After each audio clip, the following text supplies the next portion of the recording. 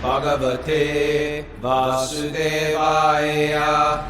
Om Namo Bhagavate Vasudevaya. Om Namo Bhagavate Vasudevaya.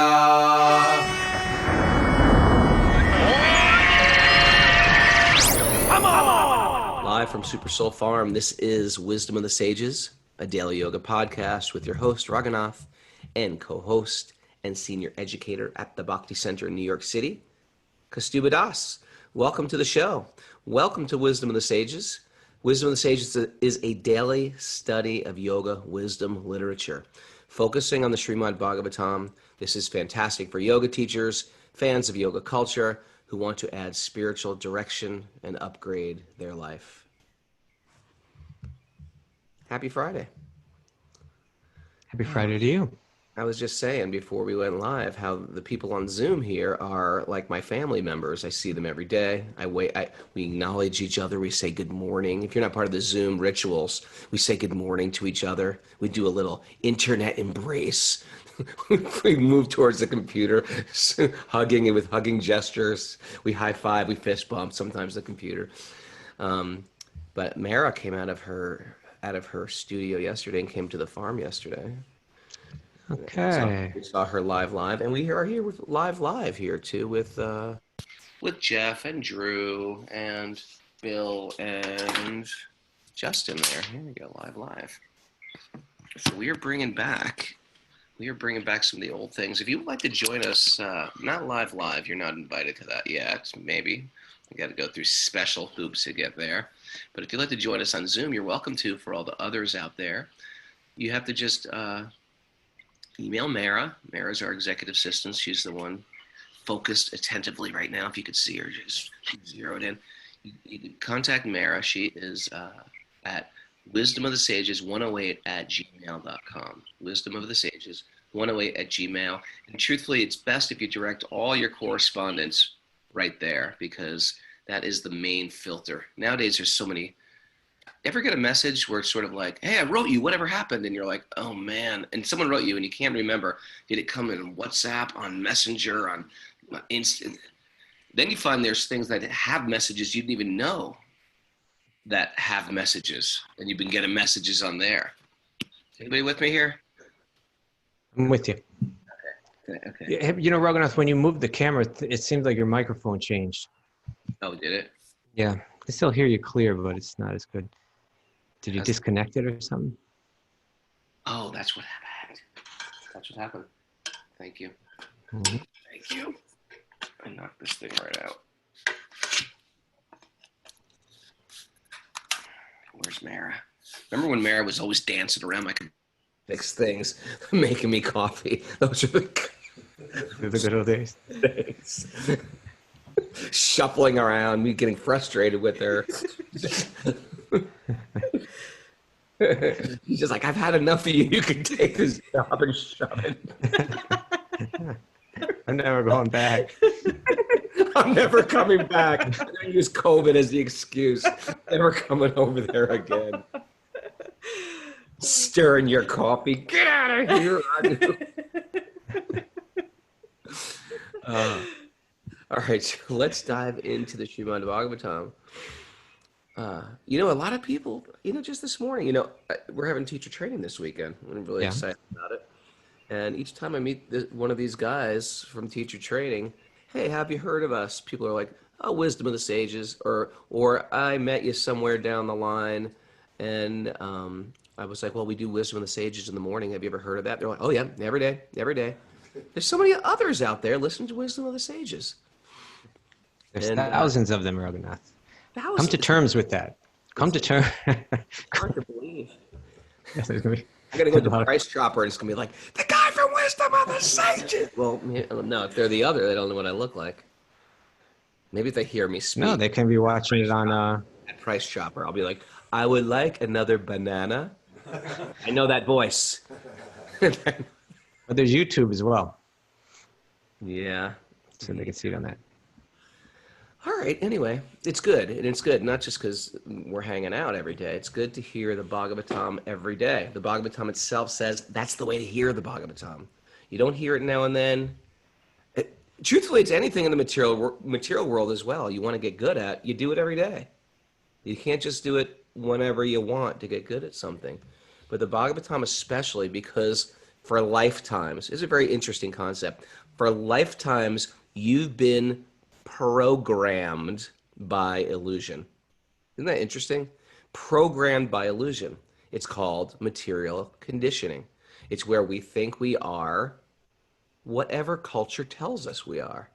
And that changes. Culture changes. Culture tells us what to wear. Culture tells us how tight, remember in the 90s, Mara, were you for this? Were you old enough for this where everybody had stovepipe pants, like gigantic? Did you wear those, Mara? Was that your generation? I was too young, I think. You're too Were you used to tight roll your jeans? Oh, no. To a different era, yeah. You want to Yeah, that tight. was mine. That's what they do now, Mara. We live upstate too. Fashion doesn't hit up here. And Mara was in private school. She was in her own isolated world. But culture tells us how wide, what's very normal. You could wear those Junko jeans that were like gigantic, and it was completely normal. Completely normal. Now, and then there was one time men used to wear wigs, white wigs. Oh, this white wigs means a lot to you. Well, it's just a thing. It's just like such a peculiar, random thing that people wore. And if They you wore makeup and everything too, like the men, right? Where they would put on the white makeup. Powder their faces, powder their armpits.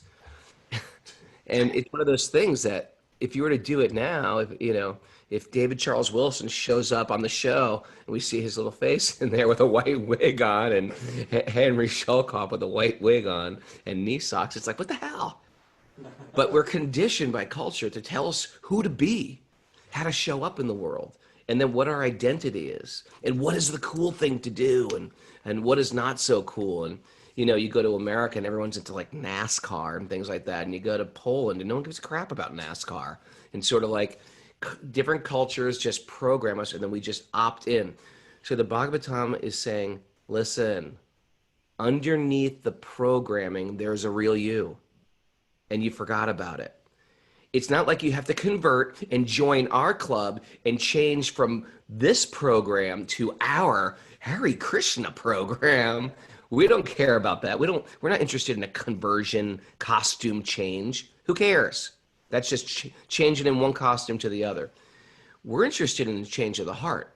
And that comes from hearing truth on a regular basis. And what happens is you start to remember what you are and what we forgot.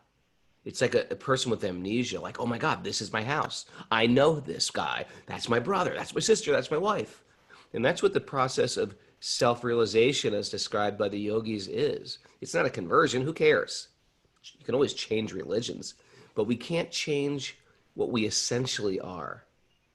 All we can do is remember. And this spiritual reawakening is called yoga.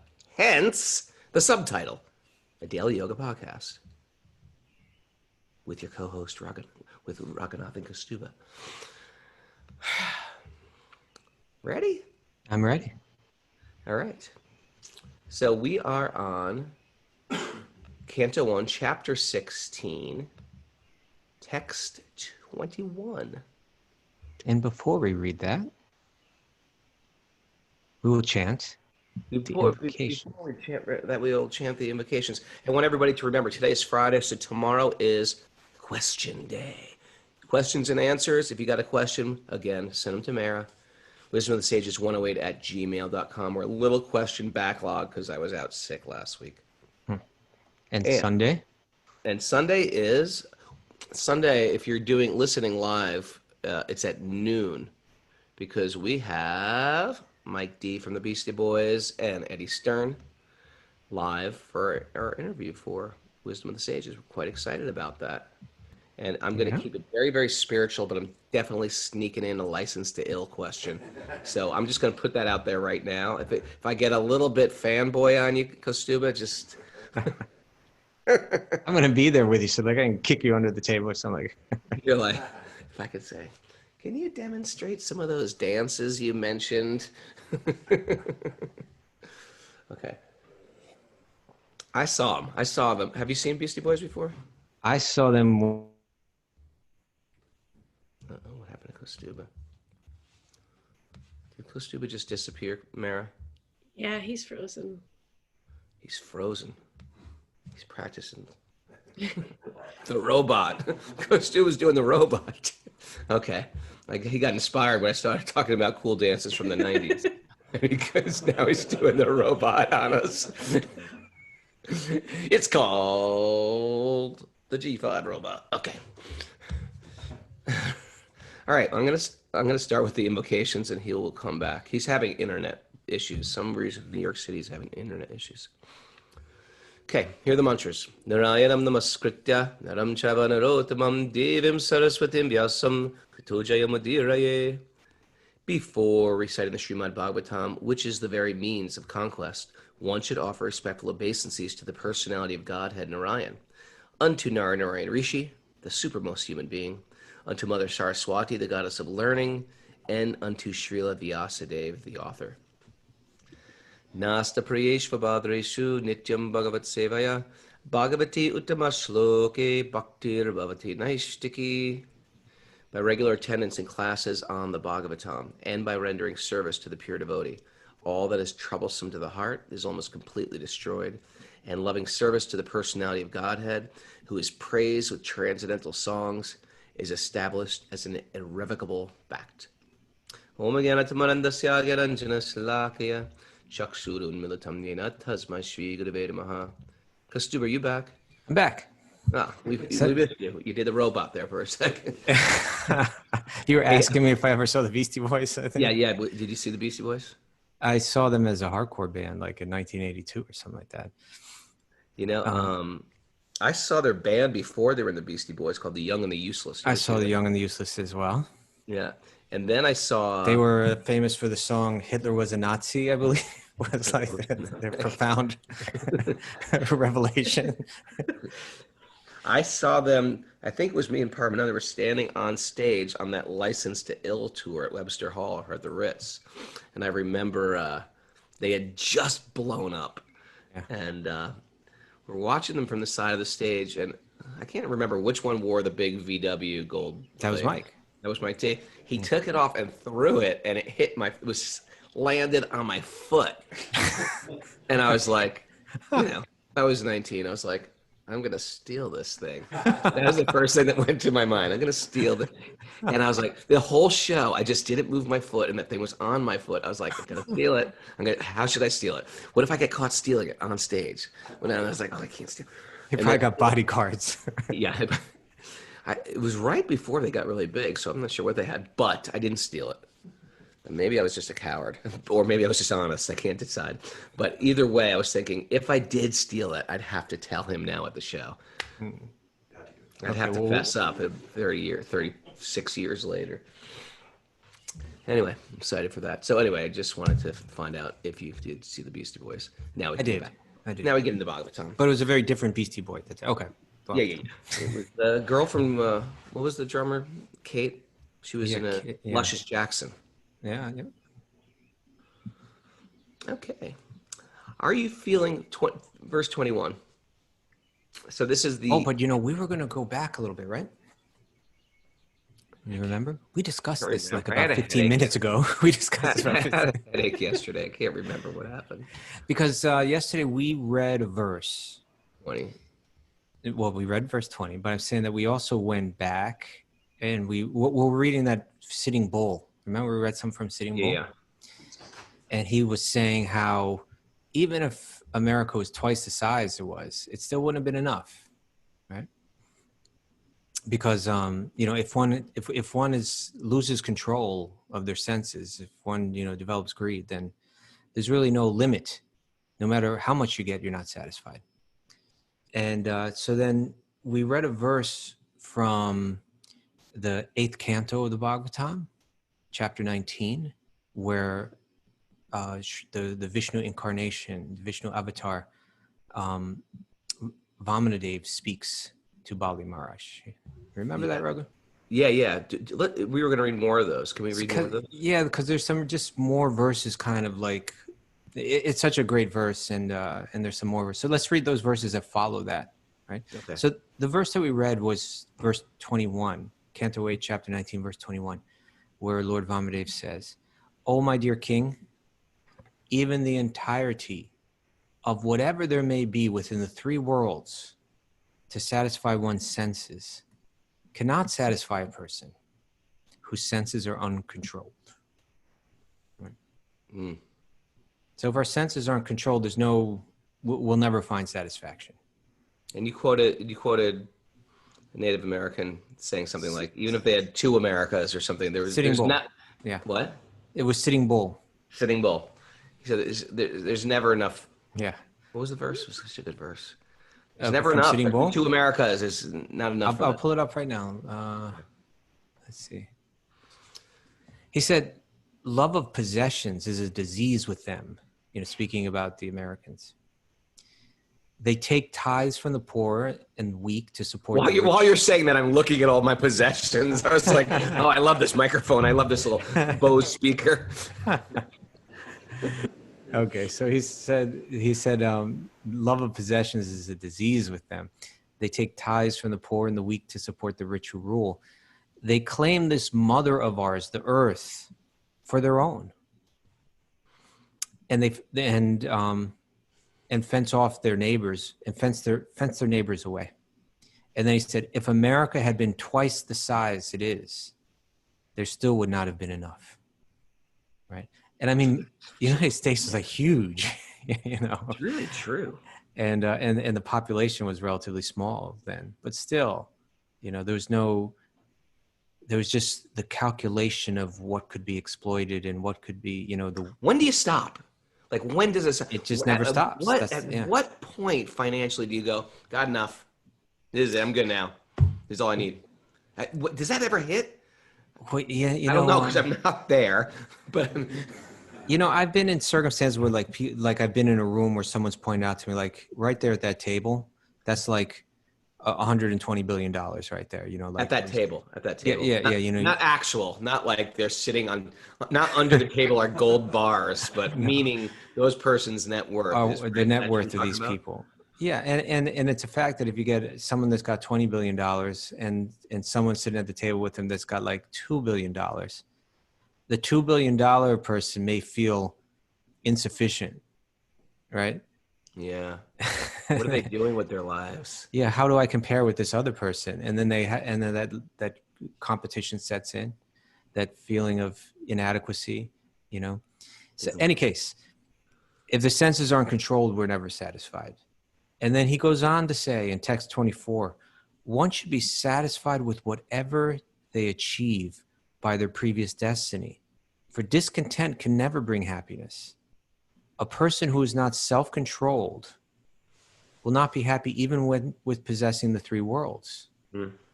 Material existence causes discontent in regard to fulfilling one's lusty desires and achieving more and more money. They throw this word lusty around. It doesn't necessarily mean sexual. It means just this karma or this desire to want to acquire stuff, anything. It could be, Sure.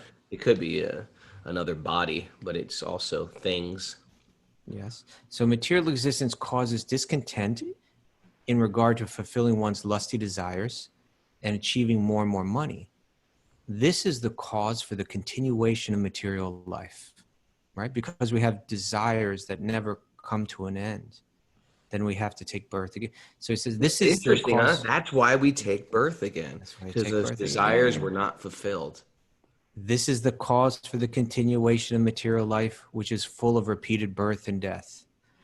But one who is satisfied by that which is obtained by destiny is fit for liberation from this material existence.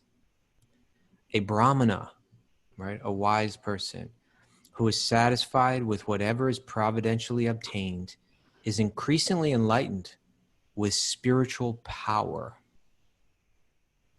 But the spiritual potency of a dissatisfied Brahmana decreases as fire diminishes in potency when water is sprinkled upon it. Therefore, O king, from you, the best of those who give charity, I ask only 3 paces of land. By such a gift, I shall be very pleased, for the way of happiness is to be fully satisfied to receive that which is absolutely needed. Right? Be satisfied simply. And so this becomes a key for, you were, like you always say, this is a daily yoga podcast. But it's not just about asana. This is where yoga, or asana at all. or asana at all. Yeah. It's not just about asana anymore. We never talk about asana. But this is where the yogi focuses, because if yoga is leading to deeper realization and experience of my true nature, what's going to facilitate that? We can boil a lot of this down to two things in our behavior, and that is to be very kind and to live very simply, right? If we're not living simply and if we're not satisfied simply, it's going to be hard to be kind, because we'll get into that competing for the resources. And when I say resources, it can even mean things like attention or praise or respect or, whatever it may be. Right. But if we're live simply, if we're satisfied simply, and if we very intentionally move through this world being very kind, then our mind is going to become peaceful. And we're going to be able to go within and experience that true nature. And if not, we're always distracted, always disturbed. And that's very much the nature of Kali, which becomes a big topic in this chapter and the next chapter. Right? But kindness and simplicity. You with me, Raghu?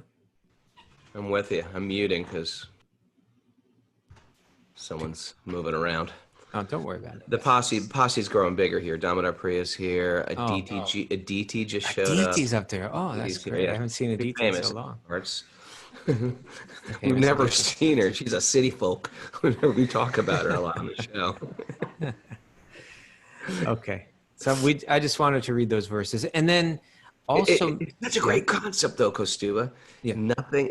And the interesting thing is, as, when we were monks, what do you have? You have absolutely nothing. It's interesting that the concept of being a monk in any tradition is you get it all taken away. You give up all your money. You got no money. You give up your concept of you're cool. Like everybody. It doesn't matter what country you're from, what economic status you're in, like how old you are. Everybody thinks they're cool, and whatever they're wearing is cool. What I'm wearing today is sort of cool, or else you wouldn't wear it, because we all have this way we want to present ourselves. And the thing is, no matter how much we're convinced we're cool, there's somebody thinking, that person looks a mess. Who would wear that? Why would they ever wear that stupid outfit? Or why do they have their hair cut like that? We think our hair is really cool. We think the frames of our glasses are cool. We spend hours looking in the glasses. You think these are cool? You think these are cool? It's all subjective. There's somebody who's going to come along and think your glasses are stupid, no matter how cool they are to you. And so when you're a monk, you get rid of all that concept of coolness. You all wear the same dumb clothes when you're a monk. The same robe. Well, I want this robe. Can't have it. You get this robe. Here's what you get. You get two of them only. You can't stockpile robes. Hairstyle? And hairstyle. You get no hair. You like your hair so much, get it all off. We're taking it off. And not only that, we're going to give you this dopey little ponytail in the back. In case you thought it was being cool to have a shaved head. You don't even get the full-on shaved head. You got to get the little ponytail. And then on top of that, you got to wear Birkenstocks all the time. So how cool is that? Then, on top of that, what else don't you have? Money, sex, money, sex, underwear. The three things in life everybody wants: money, sex, and underwear.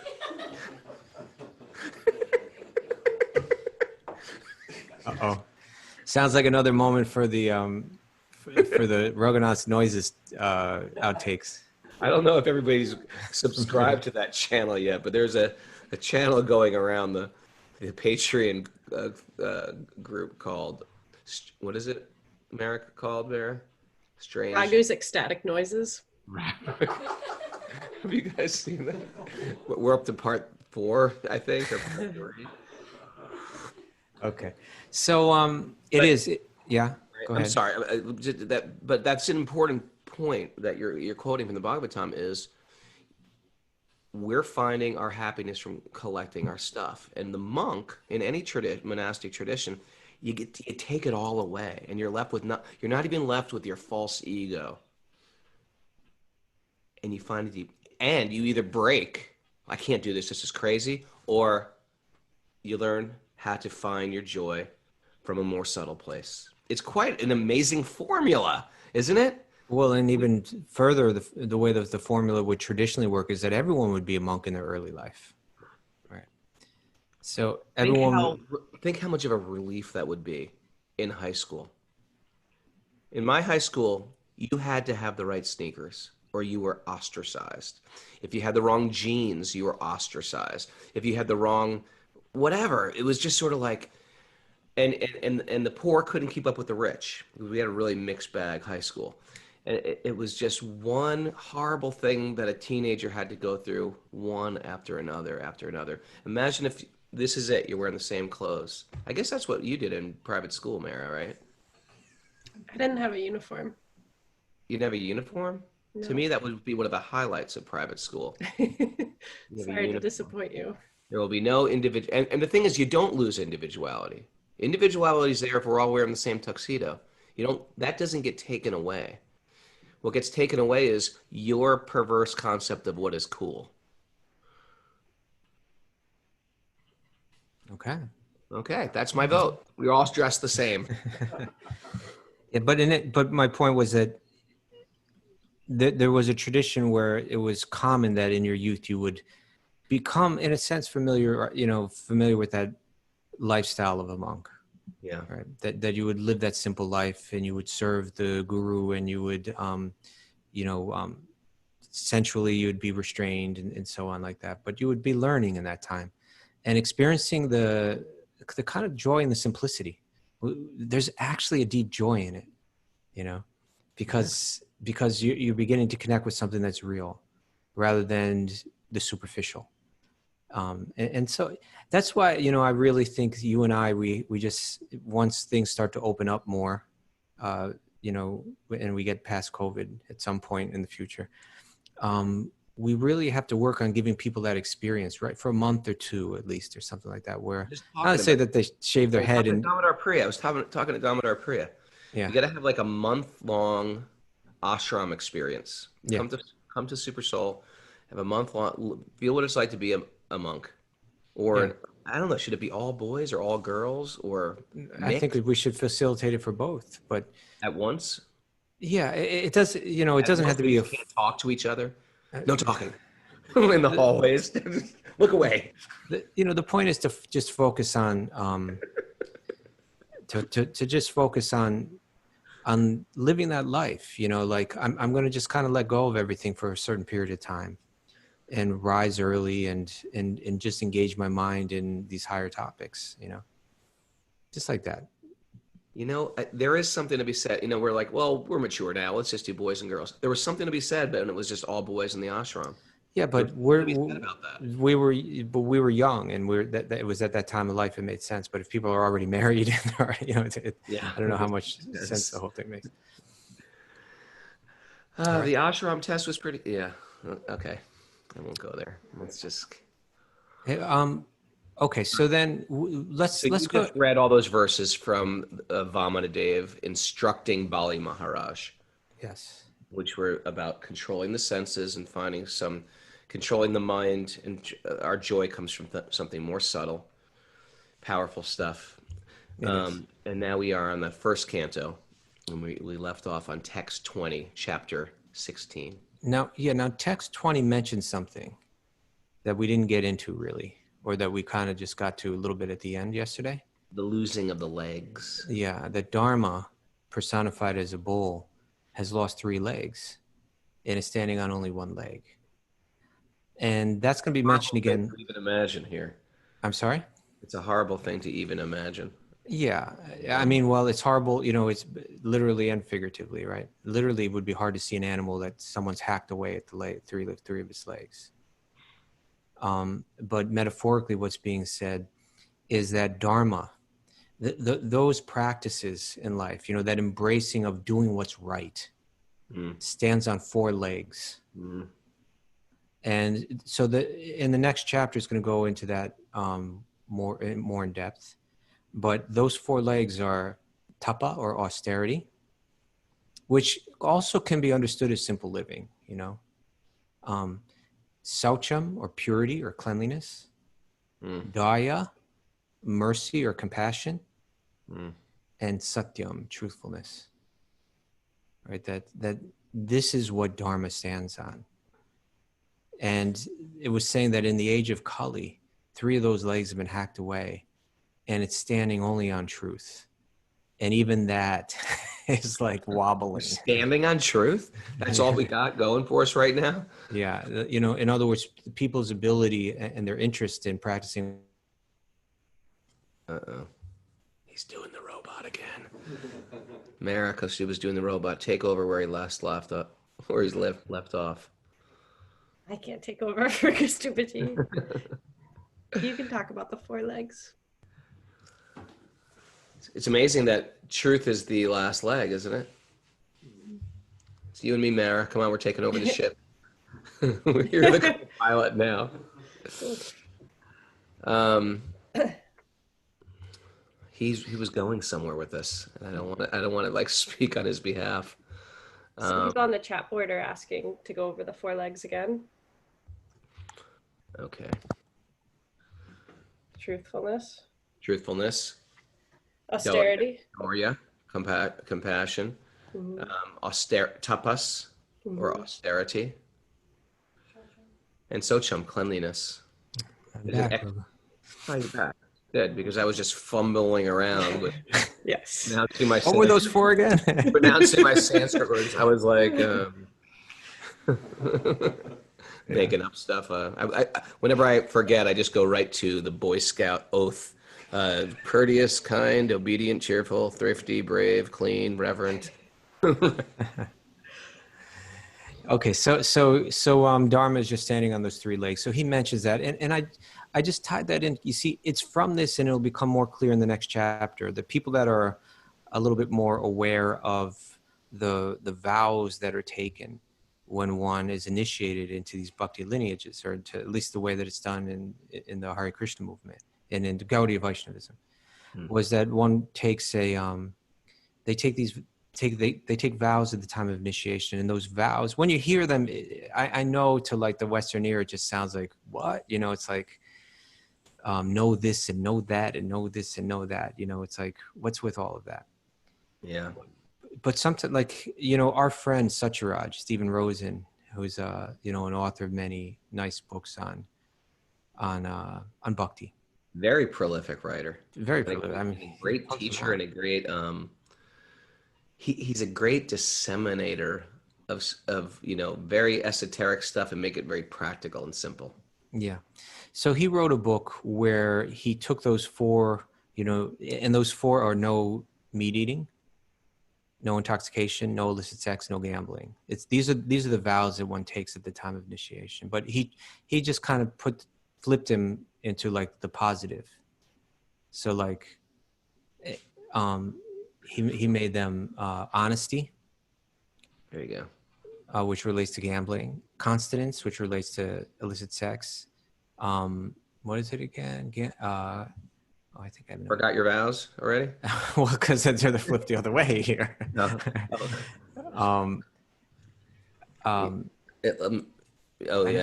No meat eating. He turned to vegetarianism. And domestication and compassion. I'm sorry. Yeah, vegetarianism. God, I wish I noted that. Continence, sobriety, vegetarianism, and honesty. Sobriety. Okay, I like that. Sobriety is good. And so the idea is that what's happening at the time of initiation into one of the bhakti lineages is that the most essential thing is that the mantra is being given from guru to disciple, handed down in this lineage, right? That this sacred mantra, which is full of spiritual power, is being handed to you for, you know, in that lineage. But the idea is that in order to chant that and receive the benefit of it, the power of it, that's going to be dependent on how you live. But if your consciousness is still absorbed in these vices, you could say, yeah, then you have very how to work the machine, The mantra, it's powerful, but if you don't work it, it doesn't work, so well. So in a sense, what the guru is saying is, I have something very sacred here for you, but you only benefit and understand it if you get serious. And so I'm going to ask you to live a life of, compassion, and a life of continence, and a life of sobriety, and a life of honesty. And if you're living that way, then you're going to be able to understand the value of what I'm handing you, what I'm giving you right now. Satyaraj Prabhu just wrote a new book about this? No, this is those 4 principles he wrote the book on. I'm expanding it into the initiation, because those are the vows. But when you say he put a positive spin on it, is that a newer book he released? No, it's been out for a long time. Okay. Let me ask you a question. Yeah. Because I always have this question, never heard about it. What is, what would you say to a new person? Why can't I gamble? What's the big deal? Gambling? Big deal. I get a scratch off card. Big deal. Well, what I suggest is that we go into that in depth next chapter. Let's really play that out. Let's go into all 4 of them. Okay. But I'm going to play the devil's advocate. Get ready for the devil. Okay. But just very briefly, what these teachers in the tradition, they've tied gambling in with honesty. And it's Sure. and I assume that it has something to do with the idea that I'm trying to get something without working for it. Like we use that term, like it's an honest day's work, right? Mm. And the idea is I want to get around an honest day's work. Yeah. And so any case, what will happen in the next chapters, that the personification of the age of Kali is the one that's been hacking away at the bull, hacking away at Dharma. And Maharaj Pariksit is there to, he's going to kill the age of Kali, the personification of Kali. But Kali surrenders to him, begs for mercy. And then he gives Kali a place where, okay, well, I'm not going to kill you, but I'm going to restrict you. And he becomes restricted to the places where these things are prominent.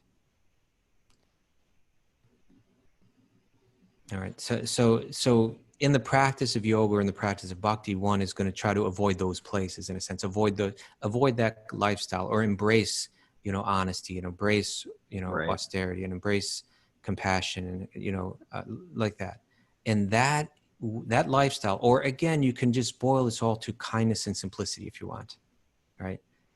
There's all these lists of virtues, but in one sense, when I look at them, I can boil them down to kindness and simplicity. That if I live with kindness and simplicity, avoiding those vices, then spirituality opens up to me. It becomes not just something that I talk about, or something that I wear the cool spiritual clothes, or, because we see like the hypocrisy within spiritual. We have movements. nothing wrong with cool spiritual clothes. We just want There's nothing wrong with cool spiritual clothes, but that's just superficial. And we can see that, within spiritual societies, spiritual institutions, on whatever level, or even just so-called spiritual individuals, the hypocrisy can also, can be prevalent. Wherein, like some of these spiritual people, they're fighting all the time. Sometimes, I remember, just growing up like that. In New York, like hippies were a little different than hippies around the rest of the country, right? Because they're like city people, right? I don't know. I never did a analysis on hippies. Well, Country hippie? Country hippie. Country hippies are different than city mouse. They're different than city hippies, yeah. Because city hippies are a little bit more like cynical, and so like theoretically, you embrace all this, peace and kindness and all of that, but then you see it break down. Yeah. And even though they're wearing all the clothes and they have the peace sign and they got this and they got that, but you see it all breaks down. If it's, it can be very superficial. Yeah. And deeply embracing kindness and simplicity it means you dedicate your life to that work. You really, you have Peace to get past. Peace is something real. Peace is something real in the yoga system. It's not, you can't just pretend to be peaceful. Yeah. It'll come because you're going to go into meditation, and it's you're not going to have any taste for it if the mind isn't peaceful. Mm. Okay, so in any case, we'll get into that in more depth, but I just wanted to kind of show. I just wanted to show that that there's a spiritual context for religious restraint in the yoga system, right? Those kind of restraints that when we look at religiosity and say, well, why? What's the problem with sex? And what's the problem with money? And what's the problem with this? And why all these rules? Yeah. Commonly you don't, at least growing up the way that I grew up, it was never explained to me with a lot of clarity. But the yoga teachings will give a spiritual context in order to understand religious restraint. It was always explained as, you just don't do it. Well, It's why evil, not? you Because go you to don't hell. do it. Yeah, you throw it's evil on it. Well, what the hell, God? It's like, who is God? Like Debbie Downer? Just doesn't want us to have fun? Yeah. Yeah. So the yoga system, it gives us a context to understand it, a spiritual context to understand why one would embrace restraints like that. Yeah, it's really true. They give great answers for your questions. It's one of the things that probably attracted a lot of us here is like, we're just looking for a satisfying answer, God. Give us a satisfying help. Yeah. I'll do it. Just, it's got to make sense. Yeah. Okay, so we'll get into that in more depth next chapter when that conversation will go deeper. But why don't we continue now with the conversation that Parikit is seeing with his spiritual vision? In the spiritual vision, he's seeing the bull and the cow, and they're having a conversation. And the bull is asking the cow, "Why are you suffering? Why are you crying? Is it because I lost my 3 legs? Is it because of the meat eaters will be exploiting the earth? Is it because the demigods are not receiving their sacrifices? And therefore, that relates to, is it because people on the earth will be suffering due to famine and drought?" And then he continues with text 21. I want to hit that one. Yep. Should I use my accent that I'm using? Yes, of course. It's a poor English accent. Are you feeling compunction for the unhappy women and children who are left forlorn by unscrupulous persons? Or are you unhappy because the goddess of learning is being handled by brahmanas addicted to acts against the principles of religion? Or are you sorry to see that the brahmanas have taken shelter of the administrative families that do not respect Brahminical culture? What does that mean? The Brahmins have taken shelter of the warriors or the Kshatriyas or the administrative families that don't respect. Okay. It basically means it's flipped upside down. The power people are now running the show, and the brahmanas are becoming subservient because they're basically being bought off or purchased. So there is no sort of there is in the social body, there's now no discernment or discrimination or intelligence anymore. It's just whoever's got the power, we're running the show now. Yeah. Is that a good explanation? Yeah, I like that. And it begins with saying that women and children aren't respected or protected, right? Yep. And then, or are you unhappy because the goddess of learning is being handled by brahmanas addicted to acts against the principles of religion? So like those people that are supposed to present learning to people, right? Within society, there's supposed to be a group of people that embrace these virtues and that teach not for profit or not for prestige, but teach to really hand that sacred wisdom down. And but that's being lost. Or as a great sage once said, so-called educators are just big speculators on topics unrelated to me.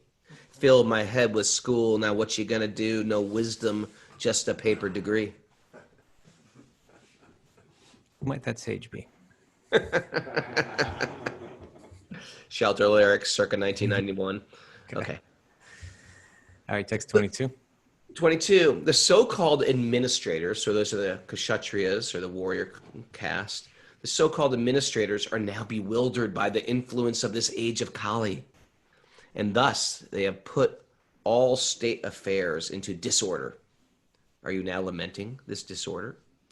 Now the general populace does not follow the rules and regulations for eating, sleeping, drinking, mating, etc.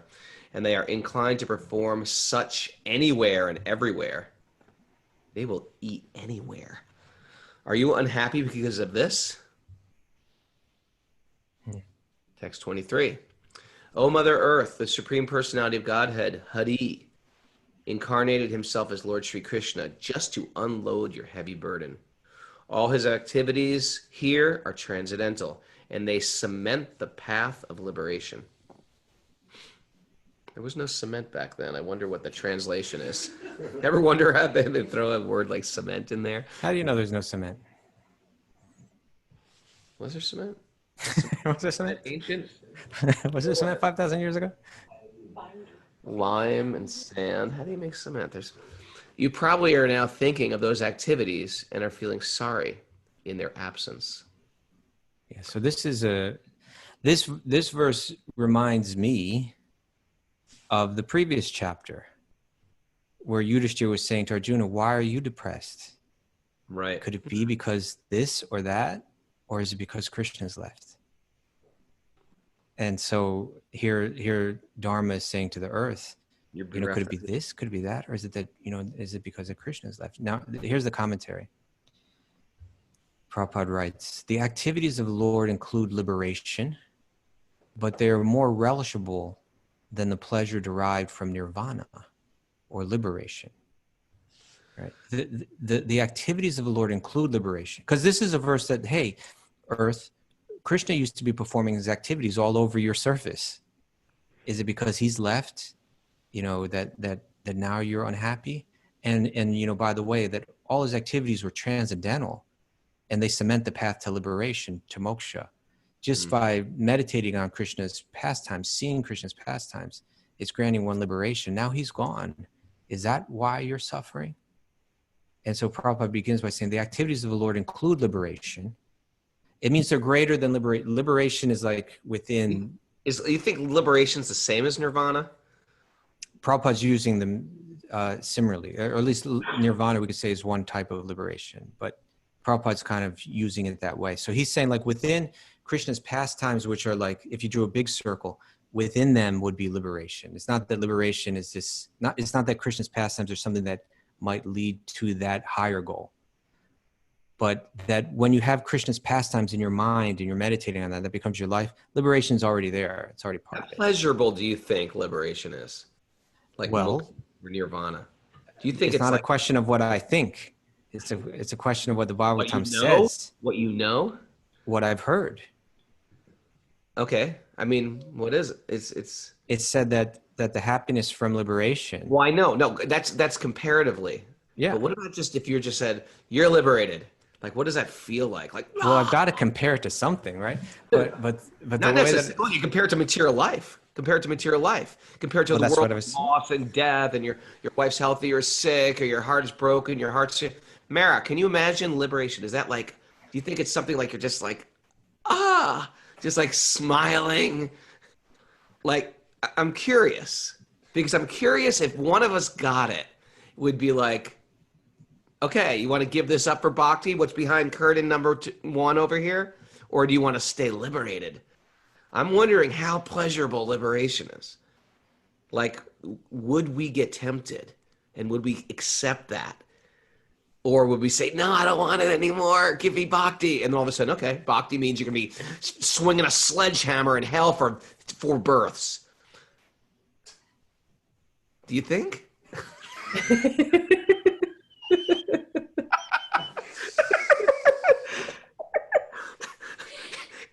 I'm serious. We're going to get tested. We're all going to get tested. And maybe liberation is the little carrot they're dangling in front of our nose. Right? They did it to Prahlad, didn't he? That's partially why there's a phrase that Prabhupada used to describe what we can call impersonal liberation, right? Liberation without connection to God. And he would say that liberation is the last snare of Maya. Right. I mean, we know too much. It's like being in the mob now. We know too much. We've heard that phrase. And we always say, it's like a drop. It's like a drop in the ocean. Impersonal liberation compared to the ocean of bhakti. Yeah. I know. I hear it. I hear you. But, I mean, the idea being that a person could give up so much, right? Okay, I'm not my body, you know, all of my the love of my family and the role that I play in society, and all of this is temporary and illusory. I turn my back on it all. I perform austerity. I do all this to break free, to achieve that final goal. And I get caught with the idea. And when he says that liberation is the last snare of Maya, it has a lot to do with the idea that, because I think that I'm God. And I just want to merge into the oneness. And I think that oneness is the final goal, when really it's just this neutral position. But, you know, you're asking, how does it feel? Well, we can compare it to two things. We can compare it to, and because it's neutral, it's in the middle. We can compare it to material life, or we can compare it to spiritual life. Now, when it's compared to material life, it's like you're saying, it's such a relief. The relief is so complete that it seems like this must be the ultimate. Right?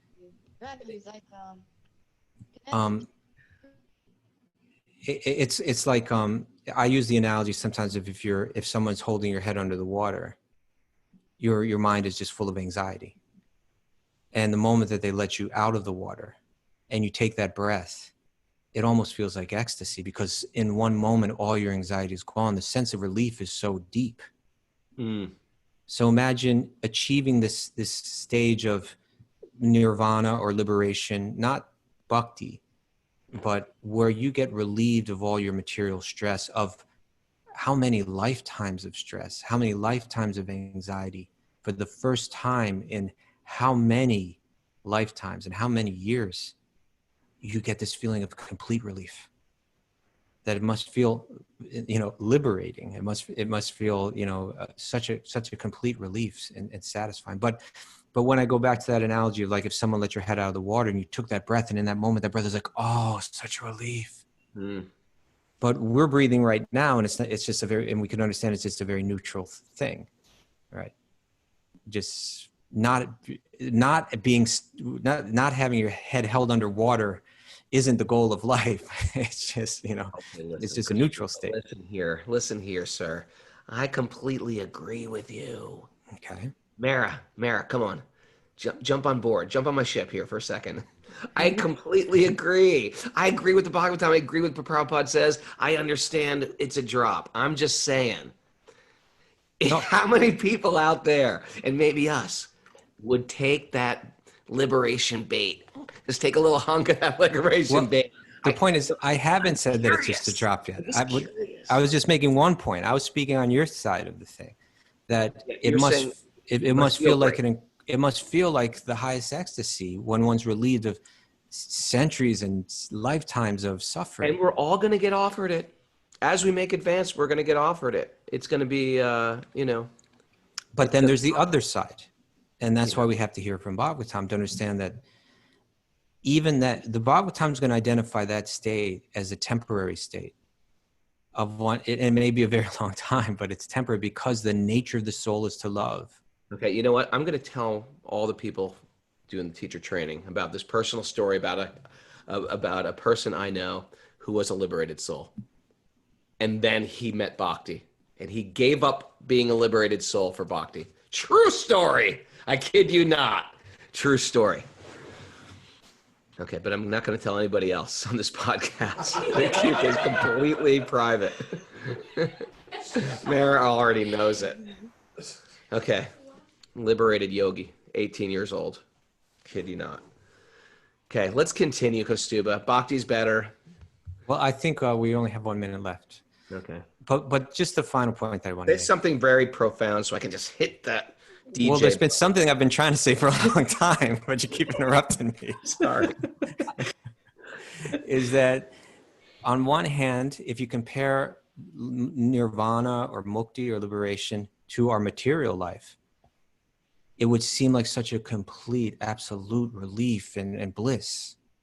But what Bhagavatam is illustrating at great length is that the bliss of love, the love of God and the love of every living being that's demonstrated in the spiritual realm, it is so great and so deep and so profound that it makes that what we would perceive as this huge level of ecstasy, you know, of liberation. It says it makes it comparatively seem like a drop of water compared to the ocean. And so it's through hearing this and understanding it. You know, if you read Bhagavatam and you understand the whole thing and what to speak of when you get to that 10th canto and you begin to understand the bliss of true bhakti, and you begin to see that it's what Lord Brahma prays for, right? It's that if he could only not even be one of the residents of Vrindavan, but just get the dust of the feet of one of the residents of Vrindavan on his head, that Lord Brahma, that top person in this universe, he's saying that would be the greatest fortune. And in so many ways throughout the Bhagavatam, it's going to be just because we may have read Vedas, we may have read Upanishads, not gotten this. We may have even read Mahabharata and it hasn't become very clear. You know, we've gone through different Puranas and still it hasn't been perfectly clear. We've read Vedanta Sutra, it still wasn't clear to us. Well, in Bhagavatam, the author is going to make it abundantly clear that the highest ecstasy, our true nature is ultimately found in divine love or bhakti. And that love makes everything else seem insignificant. Hit it. Ow! Oh, there's a pause. Thanks, everybody. And thanks for that great answer, Kaustubha. I no longer want liberation. Okay. Now I want pure bhakti only. I'm going to pass. Every time they offer me, would you like liberation? Nope, I'm waiting. Wisdom of the Sages is a listener-supported podcast.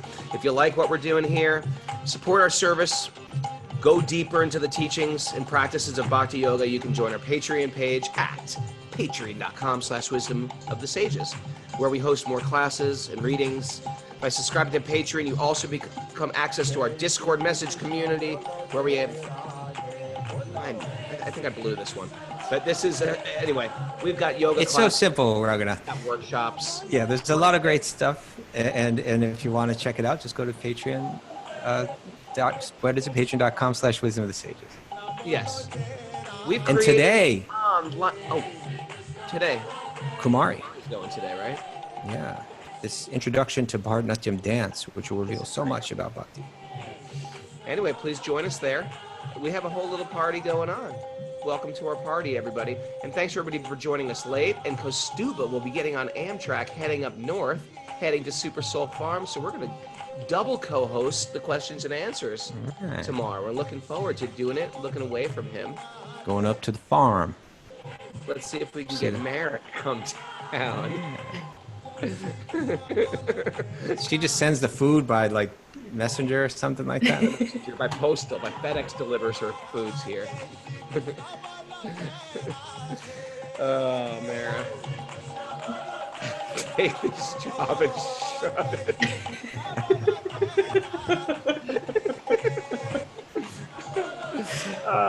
Thanks, everybody who joined us late today on Zoom. What my Zoom family. Yaitza Lopez joined us. I don't know Yaitza. Welcome, Yaitza. Sophie Giorgio, welcome. Shashvata Prabhu. Mark Zadito, welcome. Surya G's here. Liam's here. Gerta. Boy, all these people snuck in at the end. I didn't see them.